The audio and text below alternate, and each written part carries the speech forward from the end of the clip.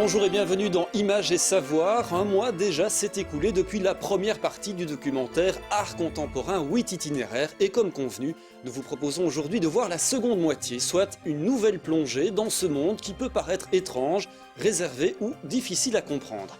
Au cours de ces 4 derniers itinéraires, Julie Baouin et Pierre-Jean Foulon, tous deux maîtres de conférences aux facultés universitaires de Namur, vont à nouveau vous aider à parcourir l'univers interpellant de l'art contemporain. Un univers bien vivant et source de réflexion pour peu qu'on s'intéresse à son langage et à ses codes.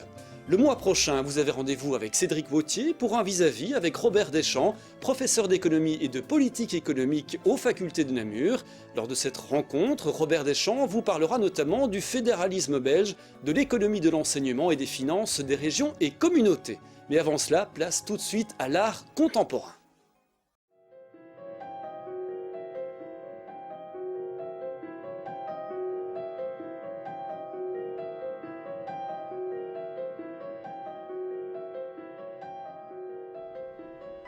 Ce nouvel itinéraire nous invite à une rencontre à Bruxelles avec un éditeur fort singulier, Thorsten Bensch, initiateur des éditions Bartleby & Co. Les livres édités par Thorsten Bensch se présentent toujours sous la forme d'objets très intrigants. Ils sont ce qu'on appelle dans le milieu de l'art contemporain des livres d'artistes. Tout mon travail est une sorte de très grand autoportrait, les éditions aussi, ça tourne autour de tout ce qui m'intéresse. Et avec l'idée de faire, d'avoir peut-être dans 20 ans une bibliothèque personnelle avec mes sujets.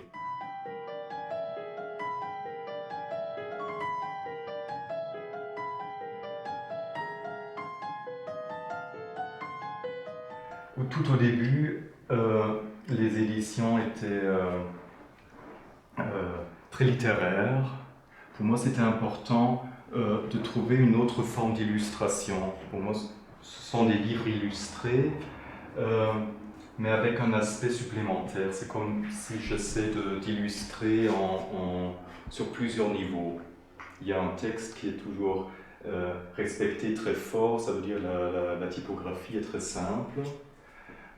L'extérieur des livres est très simple aussi, c'est principalement des boîtes et je préfère qu'on les prend, qu'on les ouvre et qu'on découvre à l'intérieur. Voilà, le principe, il y a plusieurs sortes d'éditions, il y a parfois des éditions dans des boîtes assez simples et j'aime bien qu'on découvre tout un univers où on ne comprend pas au début de quoi il s'agit. Ici vous êtes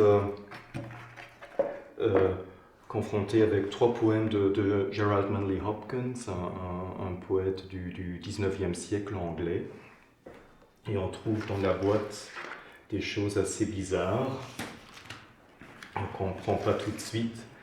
En fait, cette édition est un hommage à une femme qui adorait un certain parc à Londres. Et ce parc à Londres, Hampstead Heath, était le lieu préféré de Manley Hopkins au XIXe siècle. Et c'est un des premiers grands poètes qui parle de la nature d'une façon moderne. Et je suis presque sûr que Hopkins, quand il s'est promené à Londres, il était à cet endroit-là. Et on lit une très très belle phrase ici, In Memory of Dorothy Rather, 1904 jusqu'à 1995, Who fed the birds here. Alors cette dame, elle a préféré ce lieu et elle a donné à manger aux oiseaux. Et le livre, si on l'ouvre, c'est en fait un hommage ou un croisement poétique entre Hopkins et cette dame inconnue à moi. Je la connais simplement à travers du banc où elle a adoré de donner à manger.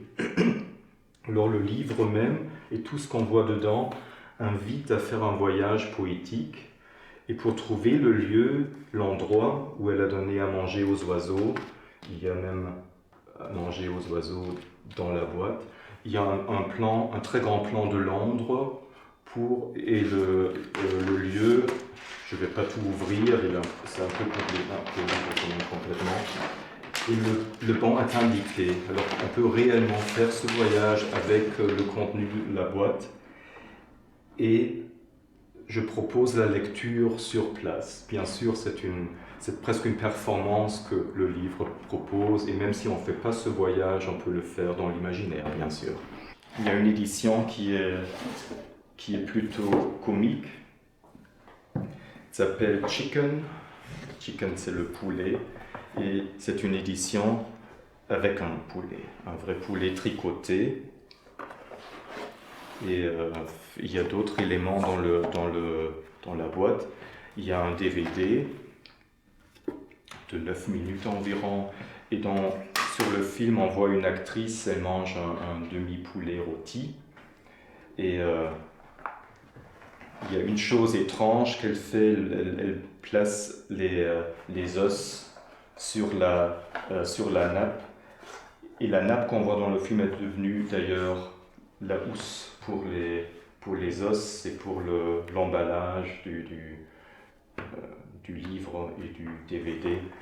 Les os sont récupérés et le livre est assez simple, c'est un simple cahier. Ici, il y a des recettes, et les recettes sont le résultat d'un autre projet que je suis en train de faire, qui s'appelle la cuisine transportable.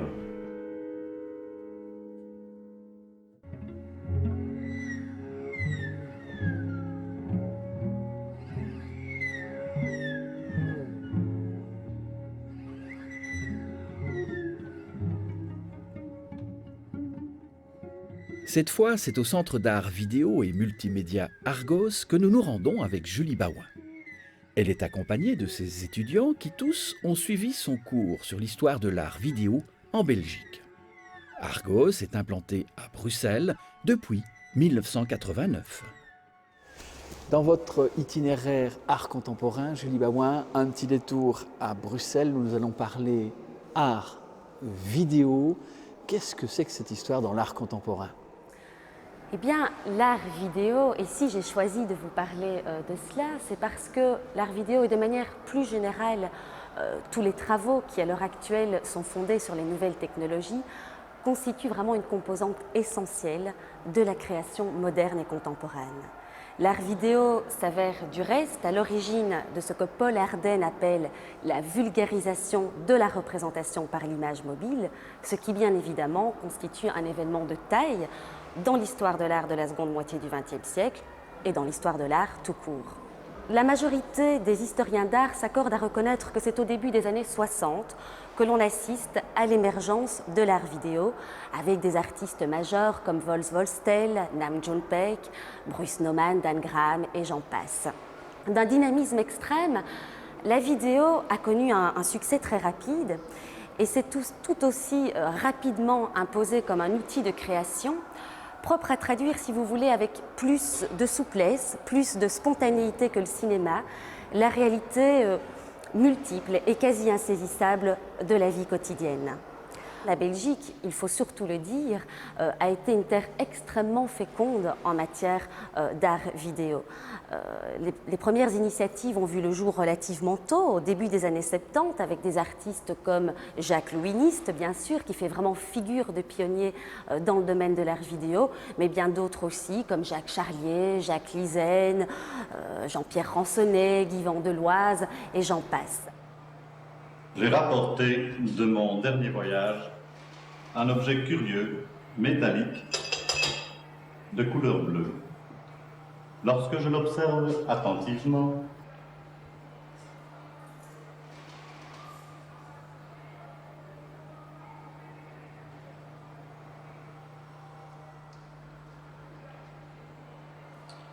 je remarque que la partie supérieure de l'objet se soulève comme un couvercle ou la partie supérieure d'une boîte crânienne qui aurait été sectionnée.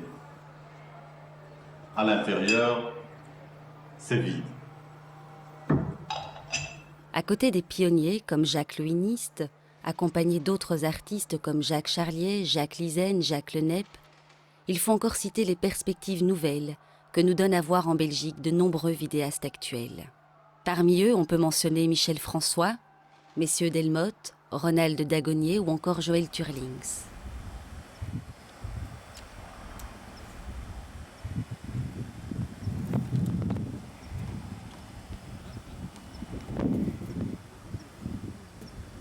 Avec le travail de Joël Turlings, dont nous voyons ici un extrait d'une vidéo intitulée « Fables de plage », on s'aperçoit que l'art vidéo est loin d'avoir tari son inspiration à l'heure actuelle. En revanche, il est encore et toujours l'objet de questionnements, parfois même d'incompréhension de la part du public.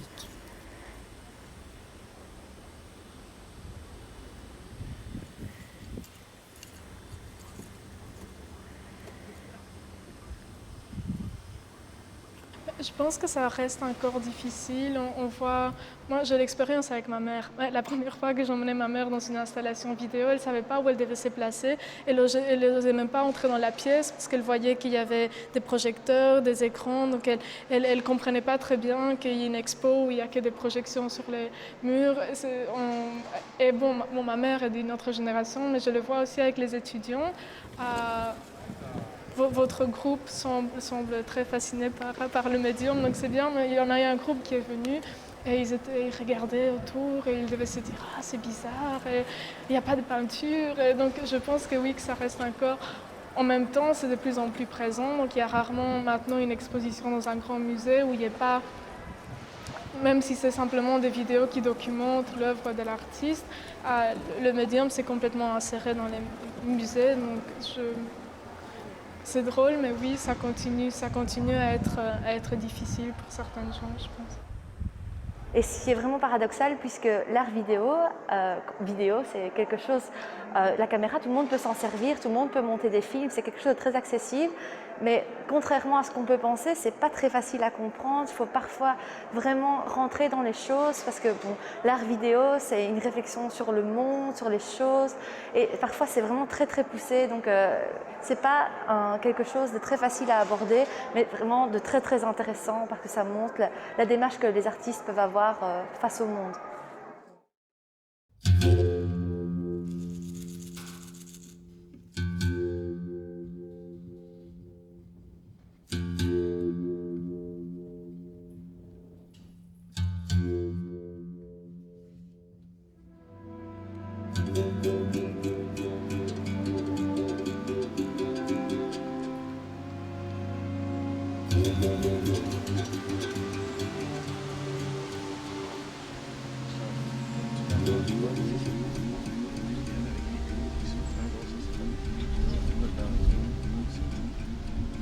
Ça, c'est des flammés. Oui, dû à la paille. Au foin, ça me... Pierre-Jean Foulon, dans notre itinéraire, vous avez souhaité absolument rencontrer Émile de Smet.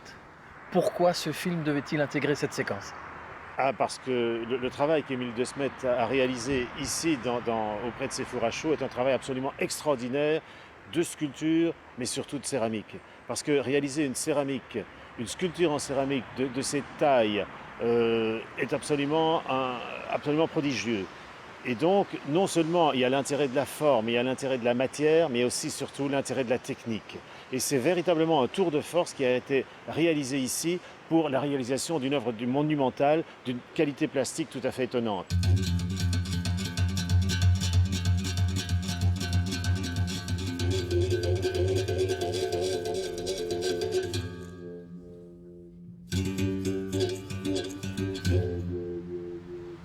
C'est quelqu'un qui a véritablement le sens de la forme et de la matière et qui allie les deux. Parce que forme et matière chez lui ne font qu'un et c'est précisément ça qui est important dans cet art contemporain, dans cette sculpture contemporaine. C'est de voir quelqu'un qui sent, qui a véritablement la sensation de la forme au travers de la matière. Et à travers l'œuvre d'Émile de Smet, vraiment, on se rend compte du travail du sculpteur contemporain qui est précisément donc cette rencontre entre forme et matière.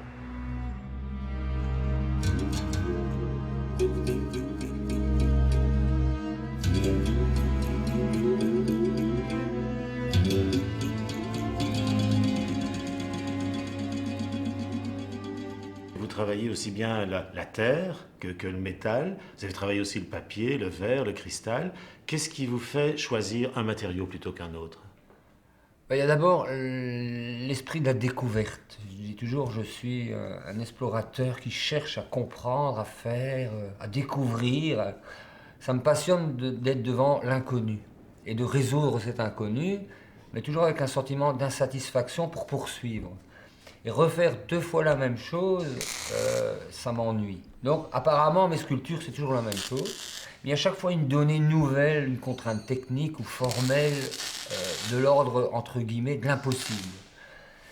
Et donc, la terre, bon, ben, elle a ses limites, il y a les fours. Donc pour moi, dès le début, ben, la terre, je ne voulais pas avoir les contraintes de cuisson, de four. Puis il y a eu le verre, bon, c'est toute une alchimie, il fallait découvrir plein de choses. Puis il y a le métal, ben, je suis autodidacte pour tout, j'ai l'impression, parce que je découvre chaque fois.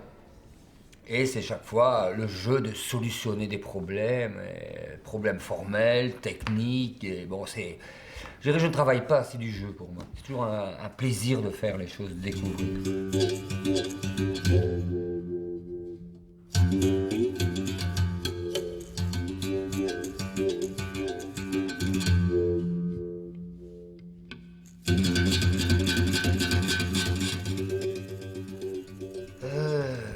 Rapport à la forme,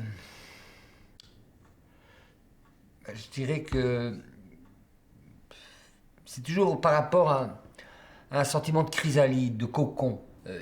Bien simple, le générique de ces pièces, c'est Imago. Imago, c'est le dernier état de la chrysalide avant l'éclosion, et le lendemain, c'est l'insecte. Donc c'est la forme parfaite, mais invisible. Et l'insecte existe, mais il n'est pas visible, et puis quand il éclatera, il n'aura plus de chrysalide et il volera. Et mes sculptures sont toujours, enfin j'essaie, d'être sur cette naissance, sur ce fil rouge de l'éclosion. Et soit il y a un élément qui nous montre le devenir possible. Et j'aime bien toujours qu'il y ait plusieurs lectures aussi dans la sculpture. Donc il y a d'abord ce matériau, il y a la forme, il y a la matière, mais aussi la perception de la distance qui est importante. Donc, de loin, quand vous dites, c'est une forme ovoïde acérée, agressive, et plus on se rapproche, on découvre que cette forme est peut-être de loin agressive, mais elle devient de plus en plus tendre, douce par sa matière. Donc il y a une ambiguïté, il y a une tension qui se crée entre la forme et la texture qui est de sentiments différents.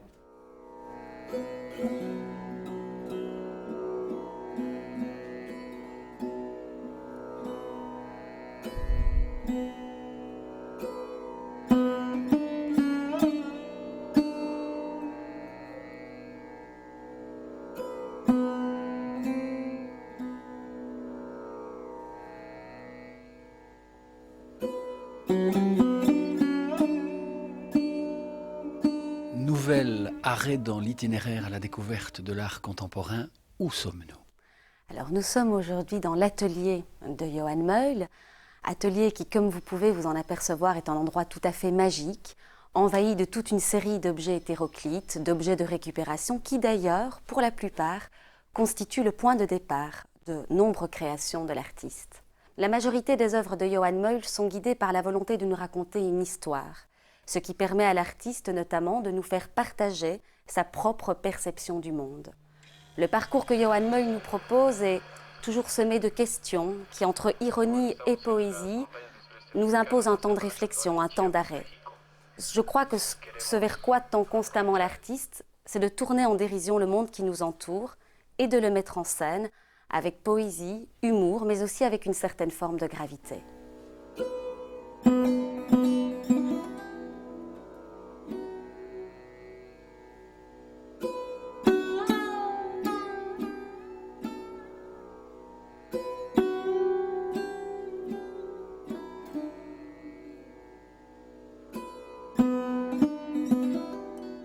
Je pense m'intéresser à un certain nombre de préoccupations qui sont de mon époque. Je pense être conscient de l'état de connaissance du monde dans lequel je vis. Donc j'essaye de m'arranger de tout ça. Effectivement, je fais, ou en tout cas je produis, je fabrique des images. Et ces images s'apparentent du volume, en tout cas de la sculpture. Je pose les termes comme ça. Donc ce n'était pas une volonté de définition au départ et de coller à cette définition. Donc je n'ai pas a priori la volonté d'être un artiste d'art contemporain. Je pense que j'ai la volonté d'être un être singulier qui fait œuvre, donc qui fait un parcours de sa vie et qui plus est au travers d'images qui s'apparentent d'images plastiques. Mais je pense être fondamentalement beaucoup plus intéressé par certains pères peut-être plus historiques, assez bizarrement. J'invoque souvent des gens comme Bruegel, Rob, Sansor, de Gelderode, plus récemment des gens comme Panamerenko. Je pense que le média contemporain n'est pas un objectif en soi. Johan Meul est un véritable technicien, un amoureux de l'objet, qui depuis 20 ans n'a cesse de nous interpeller par des installations mobiles et des sculptures assemblage. Ces sculptures occupent une place tout à fait singulière dans le champ de l'art contemporain. Le travail d'assemblage est un mode sculptural, donc c'est une pratique sculpturale qui est particulière. Il est question de réunir un certain nombre d'images préexistantes. Dans l'attitude contemporaine, notamment en musique, on pourrait parler de samples d'images, hein, on connaît ça maintenant. Donc je pratique ça depuis effectivement une vingtaine d'années. C'est une manière pour moi de générer des images parce que j'ai un amour, un goût particulier pour, non pas pour la récolte, mais pour m'accaparer, je dirais, des images, des objets, des attitudes aussi qui appartiennent aux autres. Parce que ce qui m'importe fondamentalement dans la pratique artistique, ce sont des objets qui me permettent de réfléchir le monde.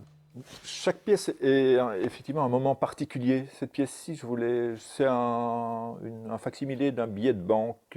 Ce billet de banque représente la tour de Babel. Et c'est un billet irakien. Et tout à coup, ce billet de banque m'a évoqué le rapport entre Babel, Bagdad et l'Irak, etc. Ce qui est intéressant dans la tour de Babel, parce qu'on présente toujours la tour de Babel comme étant la volonté de l'homme d'atteindre Dieu. Ce qui me semble beaucoup plus intéressant dans ce mythe ou dans cette réalité de Babel, c'est la volonté commune de toutes les races du monde de faire une construction commune. Ici, en référence à l'Irak, la guerre de l'Irak, cet homme qui est un occidental, on a beaucoup réfléchi sur qui est représenté. Et ce bras qui se lève un peu à la manière du dieu de la chapelle Sixtine, et puis qui tout à coup pointe du doigt l'humain, c'est la place de l'homme comme Dieu. Et la tour de Babel devient tout à coup, dans l'ouverture de ce personnage, la tour de Babel devient comme une sorte de grand sexe pointé en même temps. Donc il y a c'est une image multiple. C'est pas nécessaire, je n'aime pas forcément les symboles, hein. C'est pas nécessaire de la décortiquer dans tous les sens comme je viens de le faire. Je pense qu'on peut la lire de manière beaucoup plus immédiate. Mais si elle peut, cette pièce, comme d'autres, servir comme ça, tout à coup, juste à être un prétexte à l'analyse, c'est ça dont je suis en recherche. Johan Meul est également connu pour ses immenses fresques animées qu'il réalise depuis 1995 en collaboration avec des artistes de Madras. Peintre indien spécialisé dans la réalisation d'affiches de cinéma monumentales. Si je me suis intéressé à la peinture, je ne le savais pas très bien au départ, mais je me suis rendu compte très très rapidement que ce qui m'intéressait, n'étant pas peintre, puisque j'avais opté à un moment donné pour la sculpture, malgré tout, la peinture, dans le connu, dans l'accepté populaire, la peinture, et d'autant plus quand elle est virtuose, est acceptée comme étant de l'art. Donc jamais, je trouve, avec mes images, je constate, jamais la question n'est posée sur est-ce que c'est de l'art ou est-ce que ce n'est pas de l'art. De cette manière, ça répond à une de mes questions fondamentales, où je voudrais éviter que le dialogue avec l'autre ne se passe pas sur le thème de élitiste ou pas élitiste. De mon point de vue, ce n'est pas les questions, en tout cas ce n'est pas mon intérêt. Donc cette peinture qui est forcément virtuose, qui est forcément picturale, donc forcément de l'art, mais on peut passer plus rapidement aux questions plus fondamentales, celles qui m'intéressent, c'est-à-dire les intentions, ce qui m'anime, les moteurs de mon travail.